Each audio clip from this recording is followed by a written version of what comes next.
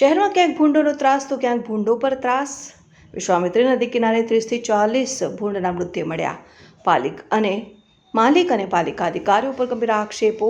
પરશુરામ ભટ્ટા પાછળ મહારાજાનગર અને જવાહરનગર ઝુંપડપટ્ટી નજીક મળી આવેલા ભૂંડના મૃતદેહ વિના પોસ્ટમોર્ટમ નદીમાં ફેંકાયા હોવાનું પ્રાણી અધિકારી સંસ્થા દ્વારા ખુલાસો. પ્રાણી ક્રૂરતા નિવારણ સંસ્થાના રાજેશ ભાવસારની માંગ. તાત્કાલિક તપાસને કડક કાર્યવાહી જરૂરી. વિશ્વામિત્રી નદીની સફાઈ માટે કરોડો ખર્ચાતા આ ઘટનાએ નદીના પર્યાવરણ અને પ્રાણી જીવન માટે જોખમ ઊભું કર્યું છે.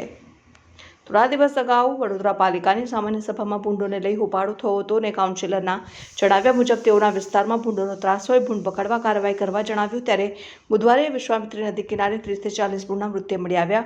પ્રાણી ક્રૂરતા નિવારણ સંસ્થાના રાજેશ ભાવસારે બાબતને ગંભીરતાથી લેવાની અને ભૂંડના મોતનું કારણ જાણી લીધા વિના નદીમાં મૃત ભૂંડ ન નાખવાની અપીલ કરી છે. તેમનું કહેવું છે કે જો આ ભૂંડ કોઈ ગંભીર બીમારી કે ઝેરી ખોરાક લીધા કારણે મર્યા હોય તો નદીમાં નાખવાની જળચર પ્રાણીઓ અને પક્ષીઓના મોત પણ થઈ શકે છે. તેની જવાબદારી કોણ લેશે તે પણ પ્રશ્ન ઊભો થાય છે.